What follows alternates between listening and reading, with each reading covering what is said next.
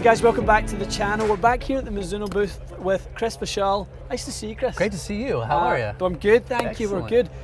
This is a real treat for us because Chris is really the guy who can tell you the absolute most about what we have in front of us. You spent some time with Mizuno now in the R&D side of things, the engineering side of things. That's right. Obviously in the branding and kind of product placement side of things now. Yeah. Tell us a little bit about the kind of new lines and what's going on for 2019. So it's fun. Hopefully with my background, I can give you a little bit of mix of why we're doing things and what we're doing. So we're really excited because Mizuno's long been known as the pretty iron brand. Right. It's like, oh, you work for Mizuno? Yeah, y'all make great irons. Right. We want to try to shake that up a little bit. Irons obviously are what we've always been known for, but we are much more than that. And this ST190 line is really showing that. So I want to point out some of the technologies between these two different models. We've got the ST190 and the ST190G. They both live in the same family because they share some key technologies. ST stands for speed technology. Okay. So the first thing we want to do is try to get speed. Speed comes from a number of different things. Some of our competitors will say speed comes from this one thing or that one thing. It's the mix of a number of different things. And the first thing we start with is our SP700 titanium face. That's utilized on both of these golf clubs. SP700 is a special material. It's extremely strong, a lot stronger than a 17 or a 6.4 titanium or a Tie 9 or Tie 811. Much stronger than that. As a result, the ball speed that comes off of it is even greater. It's not something that's new to the golf industry, but I'd say it's relatively new to the consumer level of golf industry. It's been placed in some very expensive products in the past. We're bringing it to the masses with the ST190. So that's great for ball speed right off the face. But in addition to that, you want to make sure you have ball speed across more of the face. So our wave technology sole is featured in both of these. What we do with that wave technology is we make sure that more of the head is engaged in that impact. If you hit it low on the face, you're getting compression from the sole side as well. So the overall trampoline is getting larger. And we've seen that before, haven't we? We've seen that wave sort of technology before, but you guys have got it sort of back a little further into head so you can get a little bit more compression, a little bit more face flex. You're exactly right. This is maybe our third generation of it, but each time we learn something new and we're able to do more with it. So we're really able to get a lot more contribution here. And the ultimate result is a larger core area. So a bigger area on the face that gives you good ball speeds. Very cool. So we've got ST190, ST190G with the movable weights.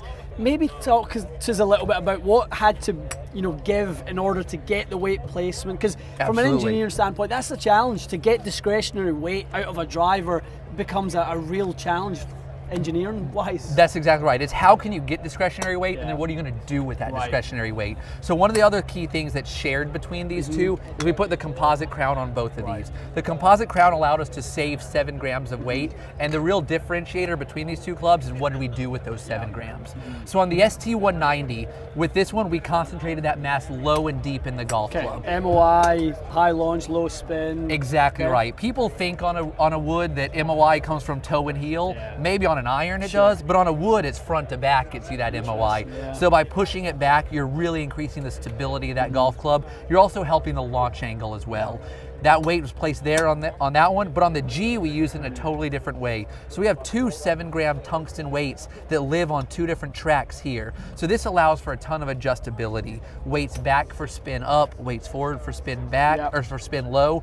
But the cool thing is these tracks are open. So you could take this 7-gram weight and throw it all the way here, throw that all the way over there. So ultimately resulting in 14 grams of movable weight on either side. So a huge range of adjustability on the left to right bias as well. Interesting. And we've been doing a little bit in the channel recently, Chris, about sort of adjustment of CG and where does the CG move, because there's been a lot of talk in the tech industry about CG's moving and how that stabilizes one side of the head from the other. And I think people get confused at how much you can really relocate a CG. So we're talking rotational properties really to influence obviously a little bit of face correction to your weak side, whether that be a fade or a hook. That's right. I mean, you move a center of gravity, and that center of gravity moves in every different plane.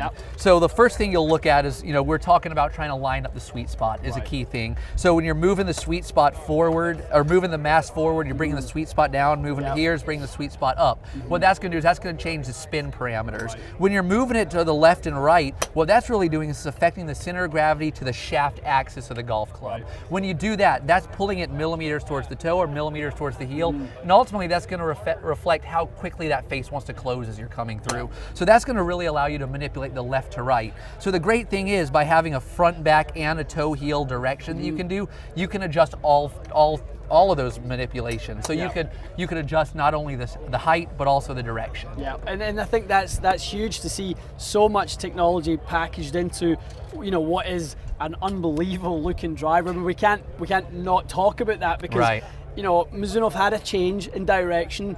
The blue has been prominent, certainly last year, and this year you've went away from that, and it looks like it looks like a really premium driver. Not saying that the blue never, but this looks like it could be any one of a number of companies. Right, and I totally understand that. It's funny how Mizuno has always been known for beauty and art and our irons. You look at the MP golf clubs, and people just ooh and ah over the look.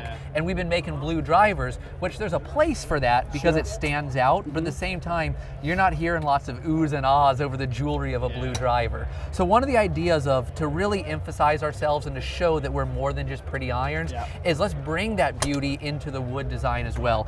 Keep it elegant, keep it sophisticated, have the technology there, but have it in that elegant, beautiful Mizuno package. Right.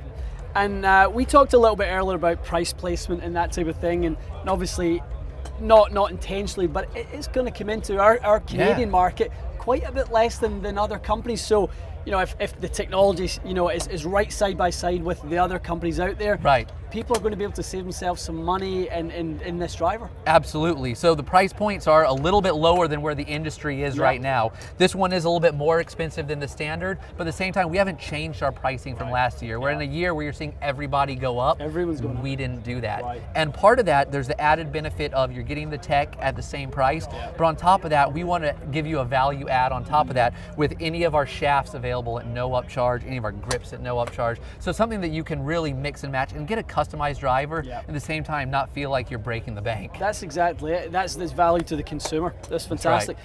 I want to grab this guy.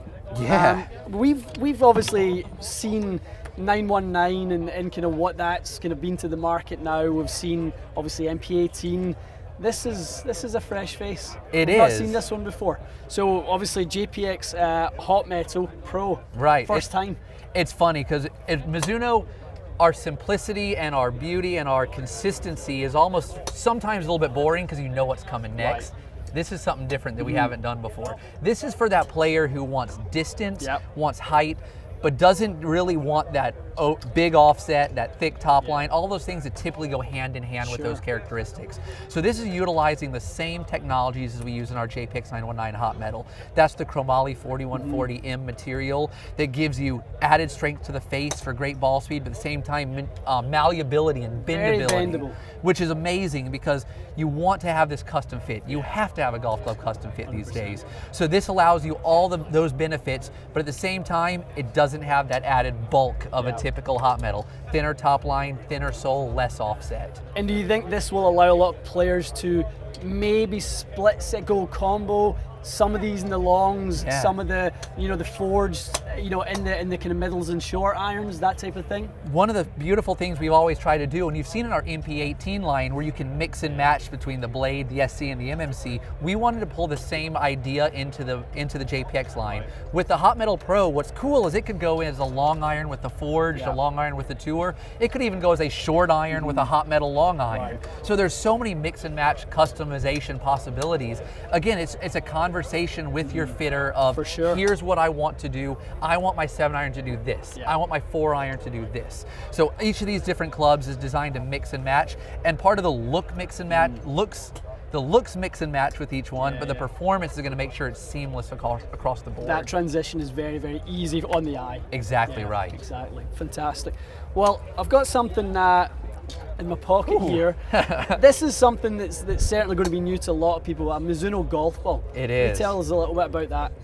So it's funny, you know, working for Mizuno for a long time, I get jealous of the other regions because I'll look over in Japan, I'll look over in Europe and there's a golf ball. We haven't had one over on this side. Right. So we're very excited to launch the RB Tour and the RB Tour X. Right. The cool thing about this ball is it's got some very unique Mizuno technology behind it. The key thing is the C-dimple or cone dimple design. What that features, when you look at it up close, you see the traditional dimples, but at the same time, they're almost a truncated cone shape, where it goes down, then it flattens out, then it goes back up. The whole idea behind a dimple is to disrupt the airflow around a ball so it reduces drag. With this C-dimple design, there's more detachment points because of those angles as you're going through the dimple, so it's going to disrupt the flow of the air even further to give you more turbulent flow, less laminar flow, and that's going to result in a lower drag coefficient.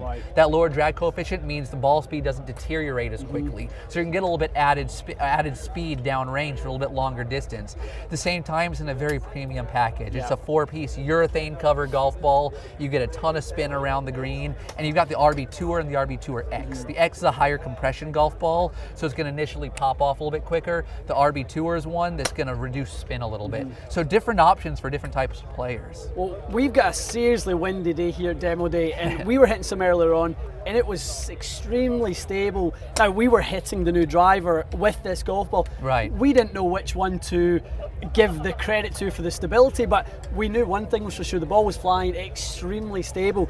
I think as a package, they were probably both doing their job. I was going to say, the ultimate answer is you just buy both. But no, it's a great thing, and ultimately, it's a very low spin driver and a ball that's got great wind performance. That's part of the C-dimple design. That added turbulent flow across is going to mean that the wind's not going to affect it nearly as much. It's not going to have as much deflection from the air. It's going to really travel downrange very, very smooth. Excellent. Well, guys, this is a huge treat for us to go through all the new sort of tech for 2019 with Mizuno, with the guy who is a hand in all of it, and is in the engine room with all this stuff. So this is a real treat.